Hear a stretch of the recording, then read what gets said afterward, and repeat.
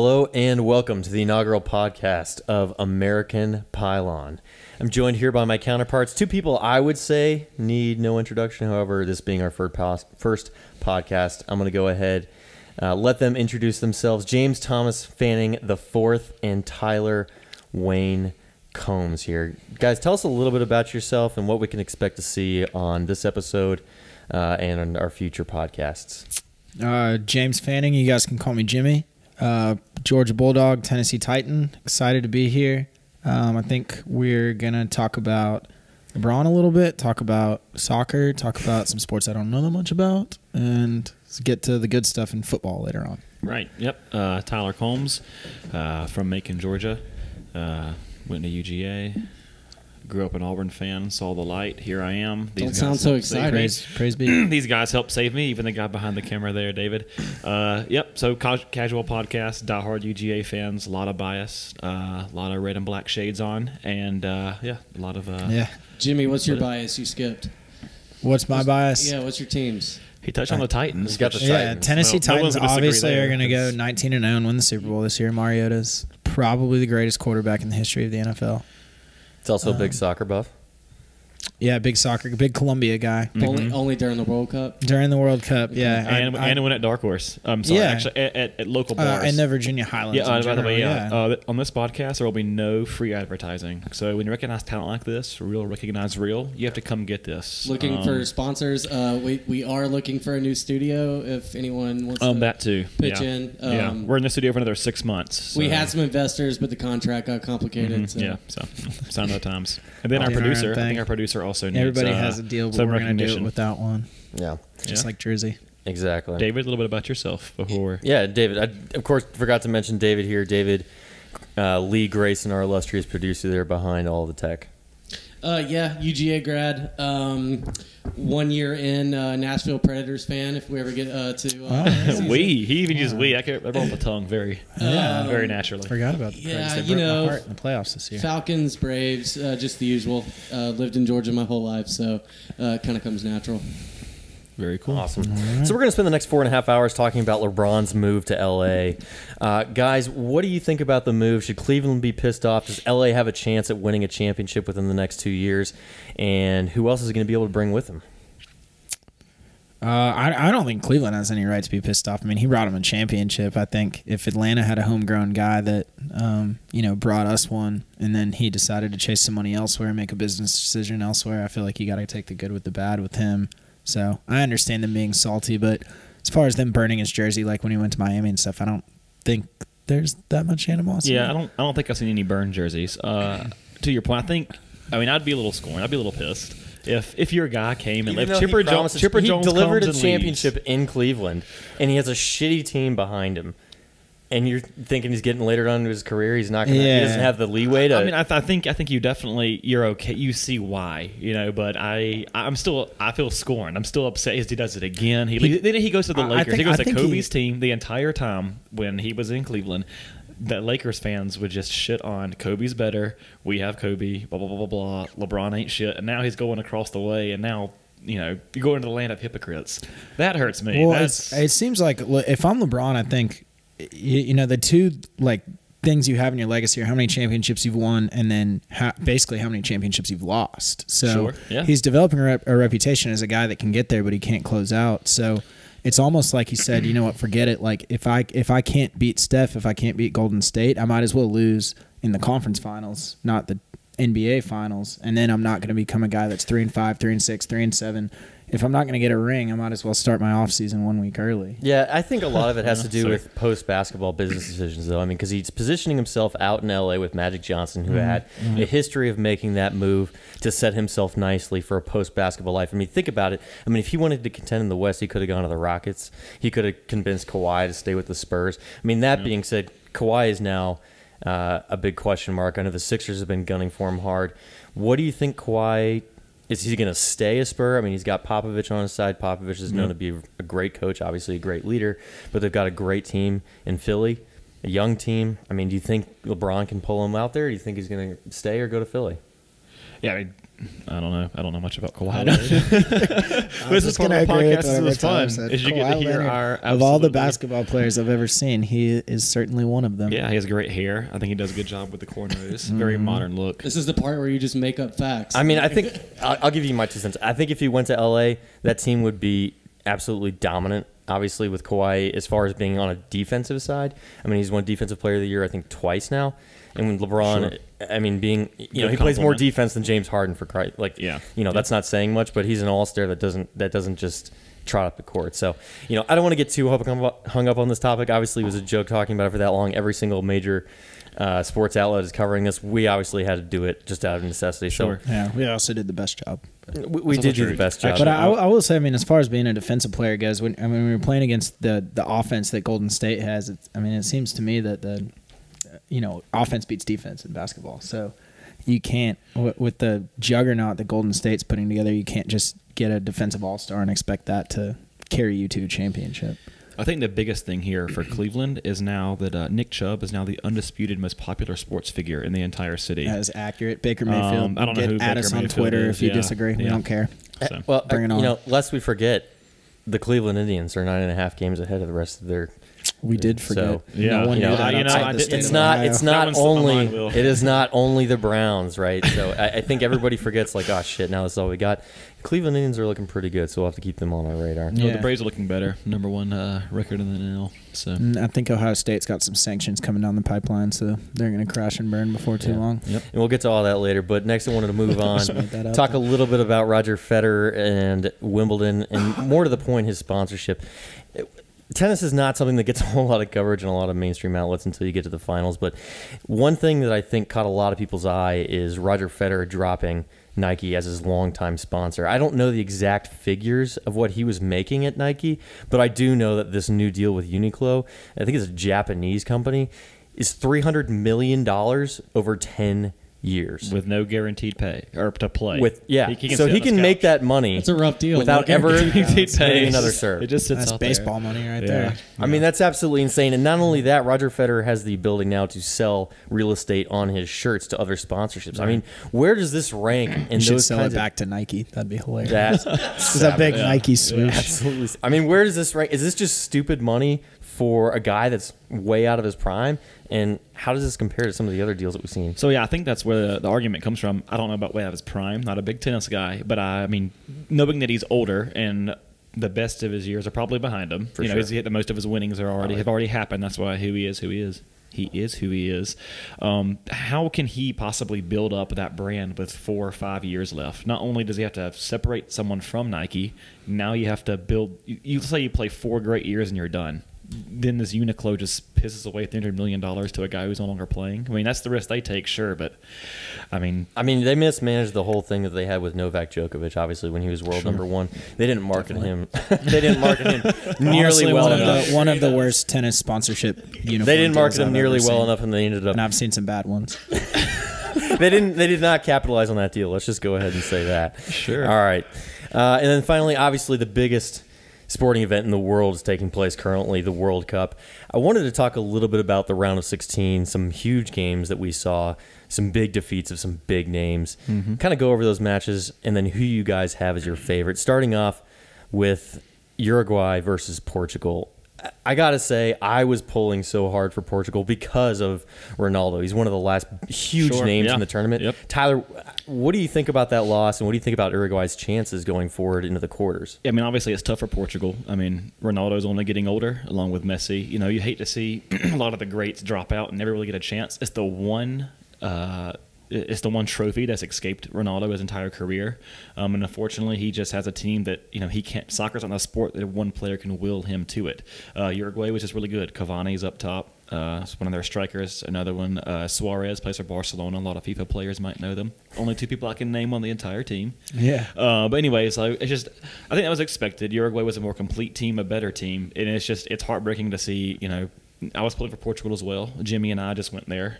We did. Will has no idea about that trip. Yeah, I mean, to fill him in. Apparently they went to Europe. I've never. Well, yeah, we saw Ronaldo. Actually, we did see Ronaldo. So anyway, I was pulling he pointed for right Portugal. at us. He was like, "Hey, thanks for coming." He did. So we were trying to will him and tell him to do a good job on the world stage. But I mean, he definitely showed up for the tournament, right? He had what, 4 goals? No doubt. Yeah, 4 goals. 3 goals against Spain. 3 goals against Spain. Yeah. Basically, I mean, he took them there. He put them. He owned that game, put them to the next round. But yeah, unfortunately, they're Portugal, same as Argentina, just not enough to overcome some of those legacy countries that are. Yeah, I mean, I guess 11 guys on the field in soccer, it's gonna be a team sport more than like basketball or a sport or tennis.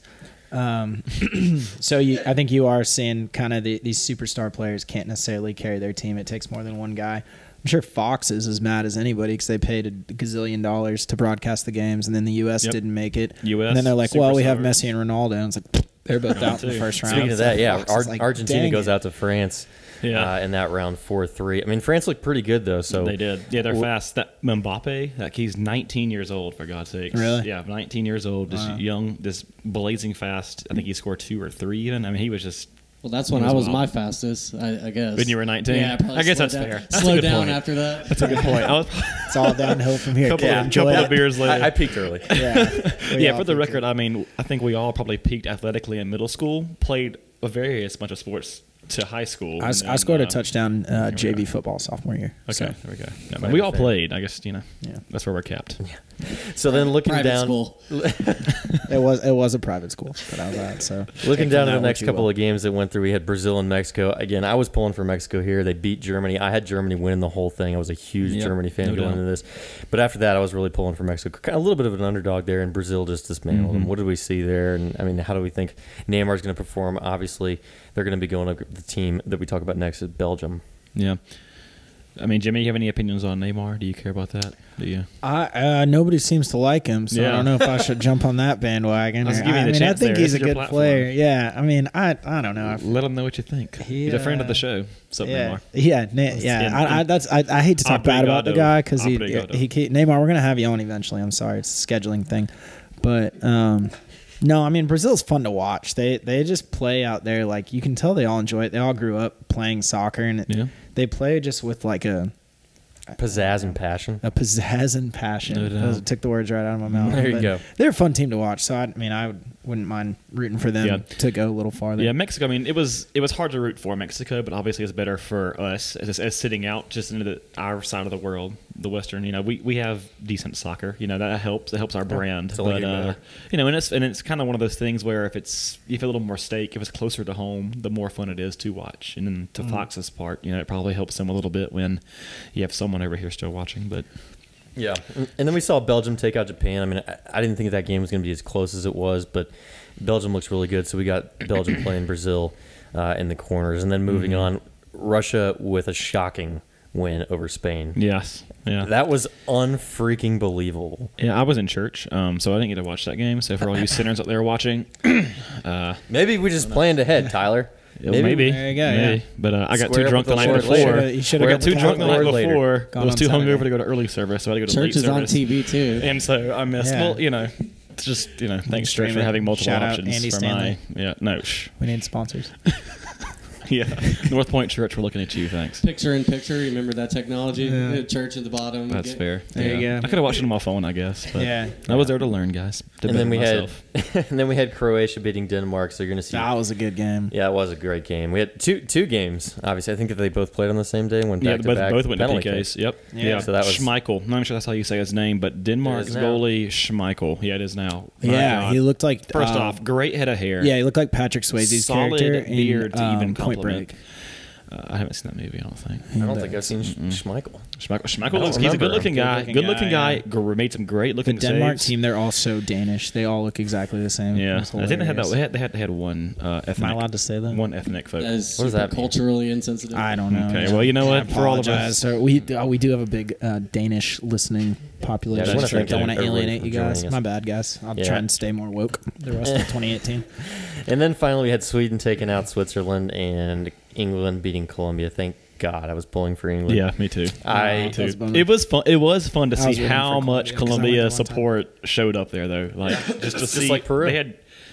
They had yellow jerseys everywhere. I mean, it looked Lord, it looked fun, but I like to see the legacy countries make it. I know it's kind of like college football. I don't want to see Buffalo. I don't want to see Boise State in there to the college football play. I want to see the blue bloods, the big guys. I like to see that style of soccer. I know this is maybe not catching a broad part of our audience, but that for what it's worth, you want to see that's why you want to see Ronaldo, Messi. You want to see that big time soccer. You don't. I mean, Colombia would have been fun, sure. If you visited the country, totally understand. Yeah, I myself have spent extensive time in Colombia. That's funny. You guys have never mentioned that. Really enjoyed myself down there in Cartagena. And moving on, we're going to go ahead and break away from before we let these guys get into another stupid talk about one of their vacations I wasn't able to attend. This, in case you guys haven't picked up on this, and in case we weren't extremely clear, this is an incredibly biased podcast, and for that matter of fact, we're going to go ahead and break right into the most important topic of the evening, and likely for the next several months, and that's University of Georgia football. Guys, go Dogs. Coming off an absolutely incredible season, obviously a heartbreaking defeat in overtime to Alabama, but I think we have a lot to look forward to with the 2018 season and 2019. So I want to turn it over to you guys. Talk a little bit about how you felt last season, how it went, how it ended, and what we can expect going forward from this team in 2018 That's tackle that first. That's a lot. It's a lot, guys. I just want to turn this over to you. I don't want to have any tears. We promised we wouldn't cry. Well, I'm going to cry. 2017 was a pretty special season. Tyler and I made the trip up to South Bend for the Notre Dame game, and I think that was a point when we all knew that we might have had something special on our hands. Mm-hmm. I will say, it took me until the Florida game. It took not even Tennessee was enough for me, but Florida, I was like, if we beat Florida, I'll buy in, and then we just shellacked Florida. But I spent a lot of the season thinking that it was 2017 was the year with that group of seniors if we were going to do it, and then 2018 we'd take a step back, and then 2019 I think we're going to be really, really talented again. But the stuff you heard coming out of spring practice, got some guys stepping up. Fromm's playing really well. The offensive line is gelling. We've got Justin Fields backing Fromm up. If something were to happen there with like an Easton situation. So I'm looking forward to this season. I mean, on paper, we're more talented than every team we play. We can get in later on to the schedule, but I fully expect to make it back to Atlanta, and that's just where I'll pick it up, I guess. Do you think anything less is going to be a failure for this team? Yeah. We're more talented. We have the most continual process as far as coaching, quarterbacks, offensive line. Again, with such a big senior class leaving, a lot of big names there that were, the head of the locker room. But I'm just going to start with Atlanta is where, obviously it doesn't just happen. A lot of hard work goes there, but because super biased fan, I start in Atlanta and give us a chance. Whether it's, let's just say Bama or Auburn, give us a day. I think Kirby can do it. We have the right tools, and by that time of the season, we'll be developed. We'll know who each other are. We'll know the identity. I guess it's a question of what kind of trouble do we get in? Do we lose a game? Yeah, it's injuries. Hard to go undefeated. So you gotta. If you're being realistic, which I hate being realistic, I want to go 12-0 every single year. But I think 11-1 is, the betting odds. I would say for the team. I honestly, I think 10-2 would be a disappointment for me, just with the talent, with the schedule that we're playing. Depending on what time some of the kickoff or some of the away games are. Missouri could be tough at night. LSU, obviously, if that's a night game, that's a huge LSU. I'm starting to feel better about LSU just because the simple timing of the game. For me, going to both Columbia's, South Carolina, and Missouri with a young secondary, thin secondary, that is my big. And both have returning quarterbacks. I hate to say those two. They're both in conference, but that scares me. Yeah, so let's go ahead, David. We're going to that game, another vacation that Will's not going to make it to. Yep. So I'm really looking forward to I have a job. I got money to make.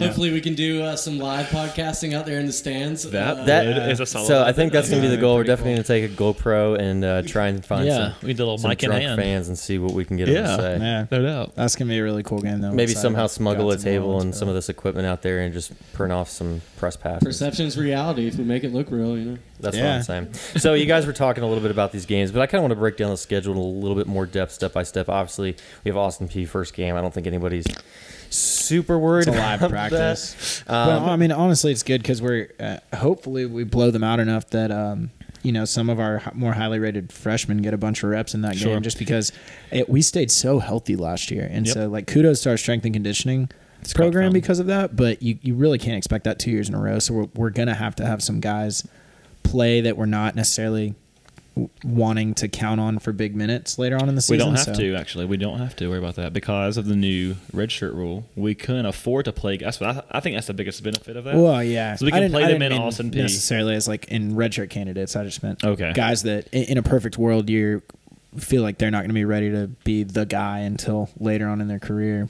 Well, I think that's where it applies, right? You can play them at Austin Peay, Middle Tennessee State, Georgia Tech, UMass. You can, all the cupcakes. You're right. You can play, and Auburn. You can play them. You can play them then. Tennessee. Burn their 4 games.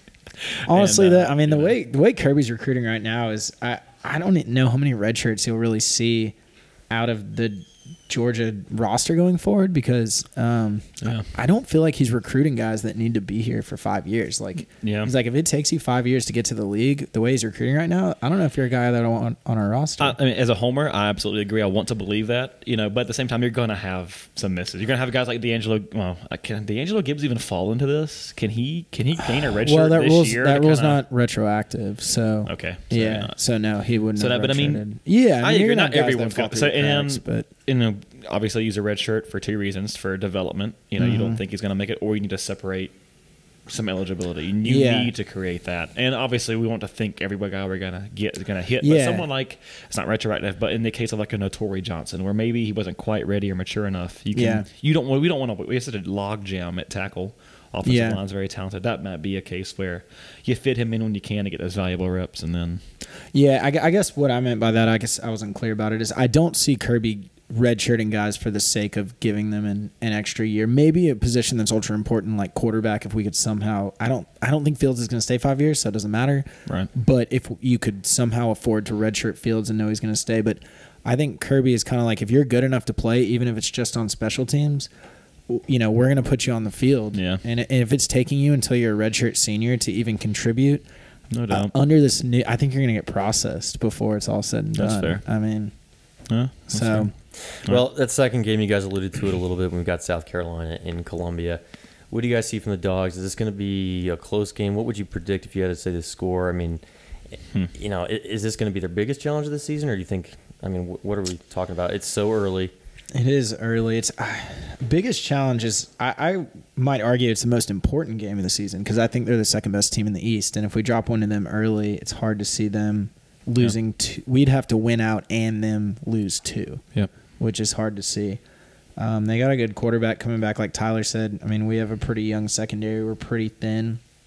We need somebody to step up opposite DeAndre Baker. I guess we'll put him on Deebo Samuel. Yeah, that's our leading guy coming back. A strategy I've seen is obviously your best corner versus their best corner, or put your best corner versus your best corner versus their best receiver, or if we put DeAndre Baker on their second best receiver, and then you put your second best corner on their best receiver, but then bracket him with the safety and basically double cover him all day, and then trust your corner to shut down their second guy on an island. Yeah, I guess it goes back to the timing of the season. I don't know trust Kirby, trust our process. Whatever he does, I will 100% agree. No matter what I say today, Kirby's such a good feeling as a Georgia fan. And it's like at the end of the day, you're like, I don't know, but Kirby does. Yeah, but I mean, when he does it, when he trots him out there, I fully trust my uninformed opinion of the X's and O's of football. As much as I think I love it and know it, it's just I think it's one-on-one there. Yeah, I think they need to just to mitigate the risk of buzzwords. 10, probably 14-point lead at halftime for them to really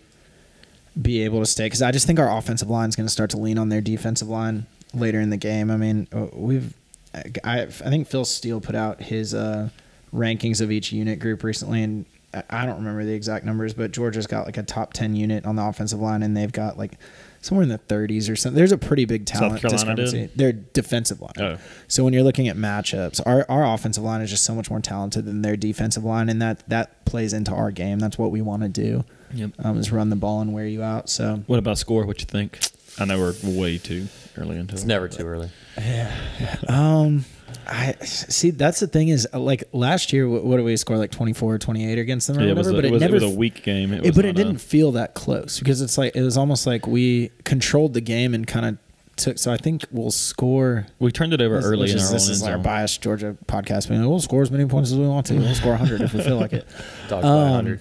I see it being like a 17-10, like 13-20 game at halftime. Oh, okay.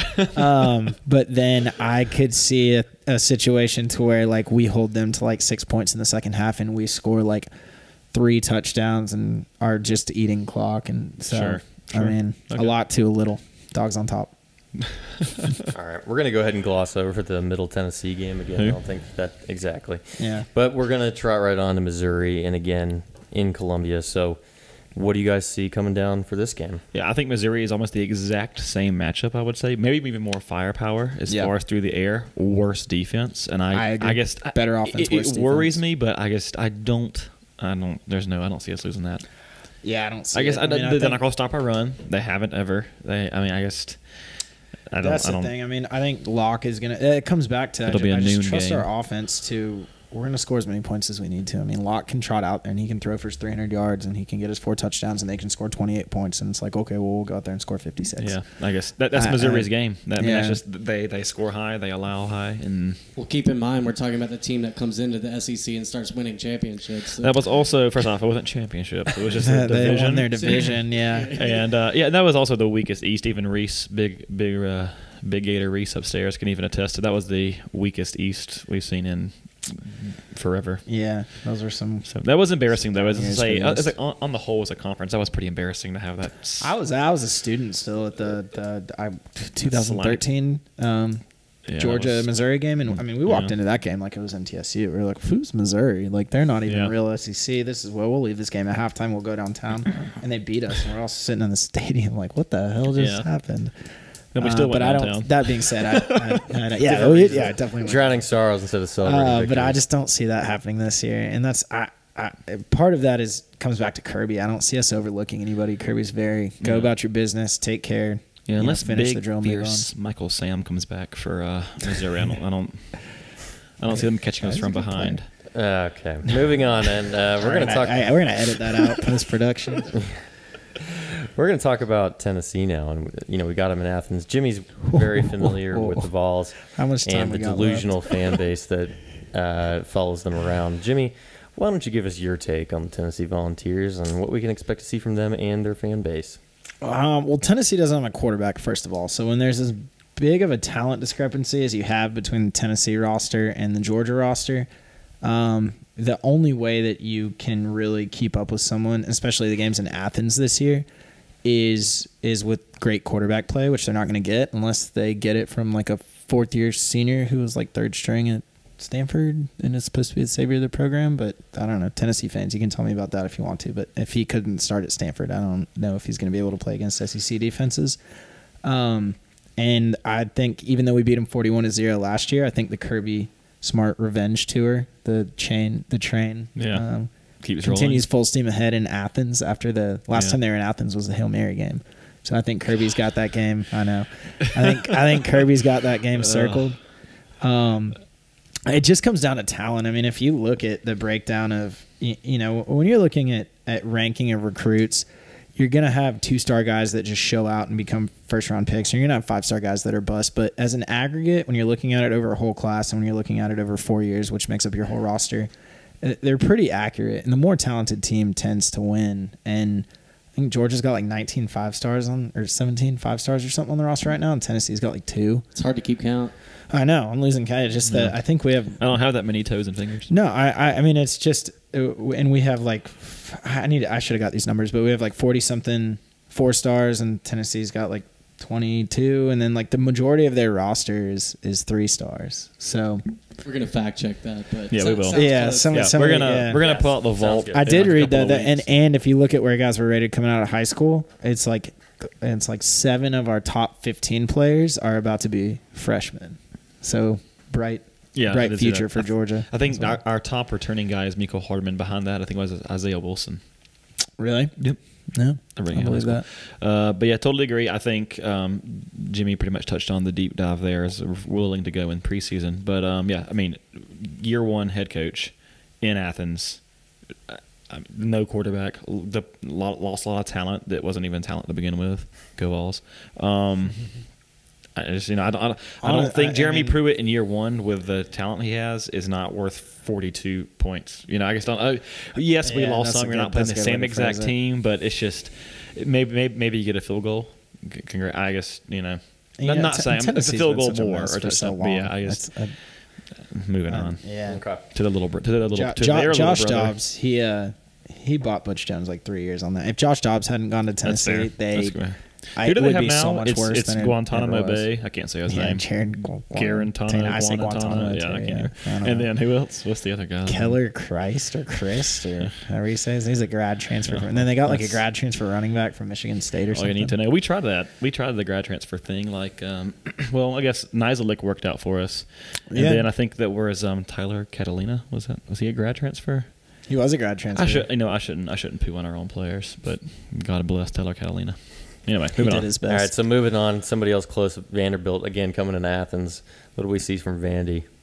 That's a they have a cool. They come from a cool town. Nashville's really fun. I'd rather the game be at Vanderbilt because we always have a good time in Nashville. Yeah. I was at Vanderbilt that 1 year. Well, 1 year we lost to them, and oh man, to hear them shaking their keys and singing "Na Na Na," goodbye, and we're just ducking our heads walking out of the stadium as Georgia fans. That's not going to happen again for a long time. Hashtag new life. Bad targeting call. That's what. I was at that game too. That was Jarvis Jones. That was Ray Drew, I think. Oh yes, Ray Drew, another 5-star promise. Thanks, Rick. Yeah. All right, so moving on, LSU. This game obviously going to be in Baton Rouge. Tough game. Fun. Yep. You guys are going. This is my number one. You guys are going. This is my number one this season. We're going with producer Dave. Have you guys been to Baton Rouge? No. Nope. I've never been to Baton Rouge. Been to crossing one off the list. Been to NOLA. Yeah, I've been in New Orleans a bunch of times. But. Okay. So what do we see from the game? I mean, LSU's in the West. Yeah, a win. Moving on. Honestly, hopefully, good atmosphere. We're gonna go 15-0 and win the national championship. Yeah, I mean, here we're looking at week 7 here, so we know who we are at this point, right? Barring injury, I mean, again, it's not first-year head coach. I guess a second-year head coach. I don't know. I mean, I don't know that much about LSU right now in the season. I haven't read up on them. That's so far out. You're not scouting the enemy that far out. I don't even know who their quarterback is. I mean, Ellis, if you just want to like paint the wide brush or broad brush with LSU, they're going to have a good defense. They're going to have good pass rushers. They're going to have good cornerbacks. They're going to have a highly rated quarterback that sucks somehow. And probably a surprise special teams play that'll throw. Yeah, that's true. Yeah. The little resident kicker David Grayson over here. Yeah, so I'm the same as Tyler. I haven't gone that far into it. I mean, I'm excited. I think it's a win. Again, I guess at that point, you know who you are. Barring some serious injuries, probably in the secondary, it's putting some stress on us otherwise. I just honestly, and again, biased Georgia fan podcast, but with the job that Pittman has done building our offensive line, as far as when we decide to run the ball, especially to the right side behind Isaiah Wilson and Ben Cleveland, who weigh that's like 700 pounds or whatever it is between the two of them. Yeah. I think you've got Bama, you've got Clemson, and then you've got Ohio State are the only three programs that are fielding a defensive line that it really would be. We wouldn't be able to impose our will. Sure. We'd have to do a little bit more than just kind of put our heads down and grind it out. So if we can play some decent defense, I mean, I just think our offense is going to be really, really good this year, and it's going to give our defense a pretty decent learning curve. Mm-hmm. Mm-hmm. Yeah. So then after that, we've got Florida, obviously, in Jacksonville every year. I mean, I don't want to gloss over this game or Kentucky, but we've got Auburn later on in the season. Yeah. Thankfully, it's in Athens. I mean, obviously, that's exciting. I think it's going to be a great game. What are you guys looking forward to seeing out of the Bulldogs? What does Gus average in Athens in his tenure as far as points scored? Like 7.4. It has to be low, because they I've been on both sides of this, and I've been to some pretty low, poor performance games. I couldn't tell you what the average just never seems to be able to put it together 2 years in a row. I mean, they've got Stidham coming back, but they don't seem to have like the dynamic running back that. And the thing about Auburn is, they can have this running back that's like a Heisman candidate the whole season, but by the time he gets to play Georgia and then to play Alabama, he's got like 600 carries on the season or whatever. Sure. So it's like it's not. Also, I just think you're coming against a guy, Kirby, who has literally seen that offense for that's a good point. How long has Gus? Even when he was under Chiswick, I mean, how many years has he now seen this offense? It is. I mean, and if you take away a mobile quarterback, someone like Stidham, who's pseudo mobile, whatever. Yes, they got us last year, but. He didn't need to be mobile last year. He didn't, unfortunately. But it's just, I don't know. We also had a lot of cough ups. I mean, I know this is so red and black, but we beat ourselves. We it was closer than the 40-17 It definitely was. It got out of hand. I mean, come on. It got out of hand. We muffed the fumbles. We jump over the guy and we get a 15-yard penalty when they're playing. That was where the game changed. We continuously kept giving them the ball. Penalty. And good call. I can't remember who it was, but it's just that game got out of hand. It snowballed. It did. It got out of us. I mean, which is disappointing to be as senior laden as we are, and that's my biggest worry. Covering all these games because Auburn's probably the biggest hurdle, late in the season. After that, Mass and Tech. I'm not sure they need to be. They're addressed, definitely the most talented team we play. So I think it'd be a toss up between. I think South Carolina is probably the most well-rounded outside them, and that's an away game. Yep. So you could call those two games a coin flip. Yeah, I think. I was going to say, I guess to wrap it up for me, my biggest thing is. I think, like Jimmy said, you can fall back on our offensive line to really, if for any worries, I can fall back on our offensive line. Jake Fromm, Kirby, the process, the continuation of that.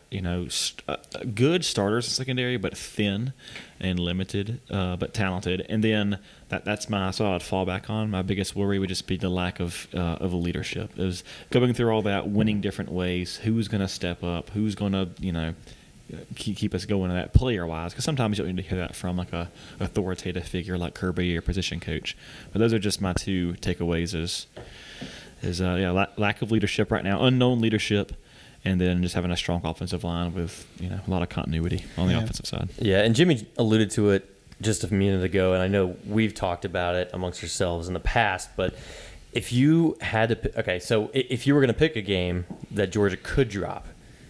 Would you go South Carolina early in the season, or would you go tough Auburn team late? If I picked one for us to drop, or if I was betting money on which one I thought. If you had to bet an amount of money that mattered to you on Georgia was going to lose one of those games, because I think those are probably, we would agree, they're toughest. Yeah. Who would it be? I'm going to say South Carolina early on and away. Auburn's later on. We know who we are. We know who they are, and we're at home. I'll say Auburn, so we have two different viewpoints. I think the thing that killed us last year was we couldn't hold the edge against Auburn. That was they bounced every single play outside, and they ran for like a zillion yards against us.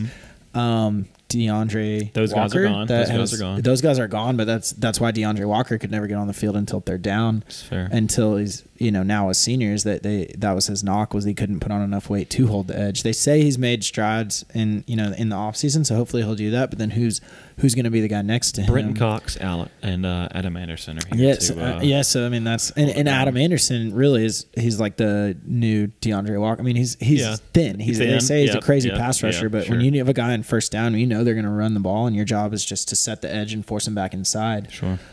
I don't know to that point, you could say it's lucky that Auburn's so late in the season because it gives us time to figure it out. And maybe Brenton Cox will do it. I mean, he's a freshman, he's a 5-star, so I don't know. So I'll say that for the sake of argument, but I don't disagree with Tyler either. Do you think one loss one way or another is going to prevent Georgia from getting into the playoff? Not unless all four other conferences had undefeated champions. South Carolina's tough. I mean, South Carolina would be hard to overcome. Oh, from a scheduling standpoint, are you saying if a one-loss SEC champion, or are you saying would it keep us out of the SEC championship? Both. Good question. Well, Tyler, you want to answer the South Carolina thing? This. And then I'll. I'll tell this. If our one loss in the regular season is to South Carolina, how about this? Even if we go undefeated in the regular season, I'll go ahead and just be bold and say I don't see us beating Alabama this year. They were younger than us, and they bring. I don't know the numbers, so this is total. We can bring out the vault in a couple fact of check, David. Yeah. We can bring this back when we're going like this is now biased, but by the seat of our pants. But do we beat Alabama? I'm just going to go ahead and go with everyone else and say no. That's just that's going to be our heartbreak. We're going to be there. Gotta believe in something. But that gives us that 2019 of something to look forward to. I mean, even if you go undefeated, do you beat Bama? Do you say yes to that? Do you confidently? No, I mean, Alabama's going to be the betting favorite if we play them on a neutral field. There's a long season before that. So it's what you said the first time we started talking about it was your season starts out is get to Atlanta. Yeah. Because you got to assume that unless something crazy happens, unless you have like 4 undefeated Power 5 champions or like Notre Dame goes undefeated or something goofy like that, like a 1-loss SEC champion is going to make the playoff. So, you want to go undefeated, but if you're going to lose a game, you try and minimize the damage as far as, not winning the East. So, to the point last year, we did a good job of losing to Auburn, if you want as good a job as losing can be. It looked good. Yeah, we got to Atlanta. It did not look good. It was closer than you thought, right? But it was a closer game than it looked. But I mean, it's your priority number one is get to Atlanta and then kind of let the chips fall from there. Sure. I mean, I guess it goes back to any given day, right? And then our programs are going to become so synonymous as long as the Nick and Kirby thing are there, and we look very similar. We want to have that tough. We want that big secondary, tough defense. Good running game. And to answer the second part of your question, no, I think an 11-1 and then 12-1 after they win the SEC championship. Yeah. SEC champion is going to make the playoff. Yeah. I just don't. It's hard to envision a scenario realistically where they get left out, even if they end up being the 4 seed, because you have. Who do you see getting left out? What conference? I mean, I think it's hard to say that. I always want to go back to the Big Ten because I hate the Big Ten for just. I don't know. Harbaugh has Can we just leave Ohio State out? Can we all just vote? But I mean, but to the same token, if it's like Bama, they're our automatic bid all the time as well. So it's just as frustrated as we are as Ohio State being that who do you play? Purdue, Indiana. Like God bless. I don't know. It's tough. I mean, I guess Pac-12. I mean, Washington's there. Mm-hmm. They do. I mean, they have a tougher. I don't know. I mean, Stanford's no pushover. I mean, I think you got to look at the Washington, SEC and Oklahoma the State. ACC. To me, are two locks to make it. And by ACC, I mean Clemson. I think they just have too much talent coming back on that defensive line. That they're going to be good. And then I would pick Ohio State just because I don't know who. I don't know. Sorry, we can edit that out. They've just got a lot of talent coming back too.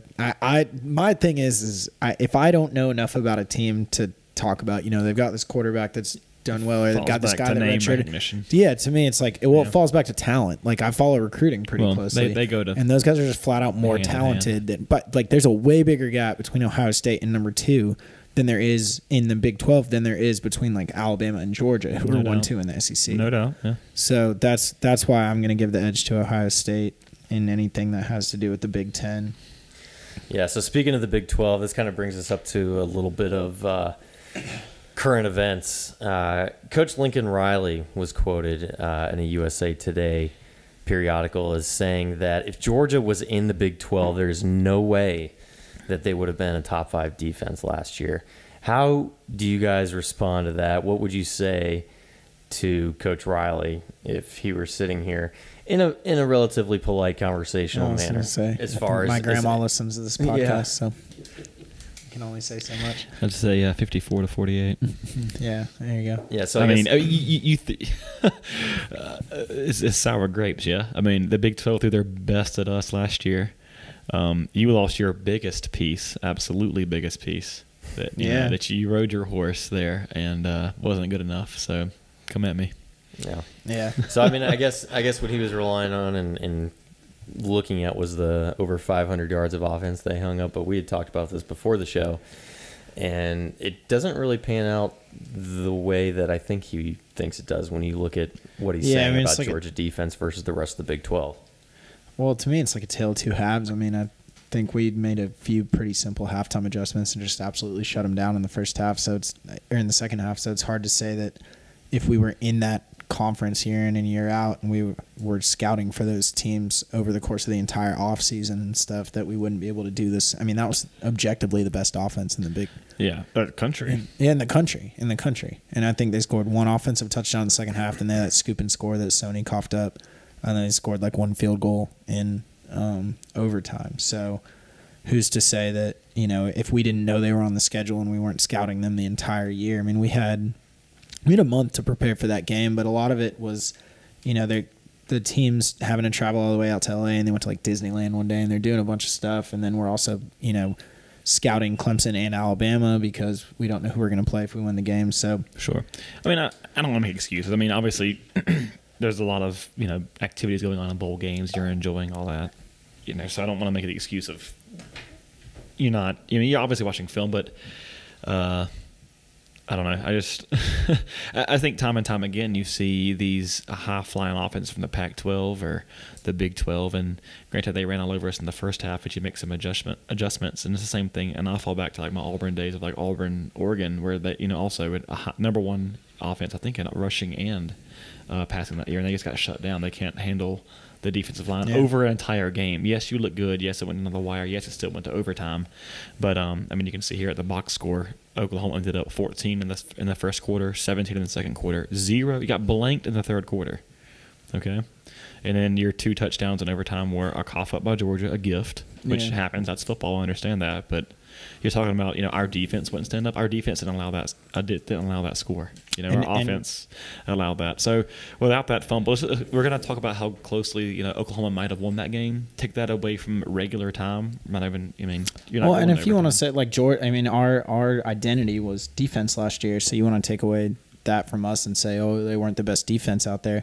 But your identity was offense, and you clearly weren't the best offense on the field because I think Jimmy we scored more points than you did. You touched on it too. Before the show we talked about this and how our identity was almost ground and pound. It wasn't Jake Fromm throwing it for 350 yards on 30 attempts every game. We were to control the ball, crunch the clock, and just milk it out and pound and ground. And here we are hanging 54 points on you. Yeah, and like you look at Jake Fromm's like passing attempts. The one game of the season that we really were like, all right, Jake, we need you to do a little bit more than hand the ball off was Missouri. And he trots out there and he throws 300 yards, 3 touchdowns, whatever. I think Jake would have stepped up to the challenge no matter who we were beating teams by 30, 40 points. So yeah. Awesome. Guys, well, that was a lot of great information, a lot of great takes that we had on a variety of topics, as we mentioned before. This is what we want to talk about, and you're going to get biased information. So I appreciate everybody joining and watching our first inaugural podcast here on American Pylon. I want to say thanks to Tyler and Jimmy for joining us. You guys can expect to see them here every week. And again, thank you to David behind the computer there on all the tech, making things happen behind the scenes. So, but we look forward to having another podcast, hopefully same time next week. We're going to drum up some more current events, additional topics, continue to follow along with the World Cup, and look forward to bringing you our biased views. So thanks again for watching, guys. This is American Pylon.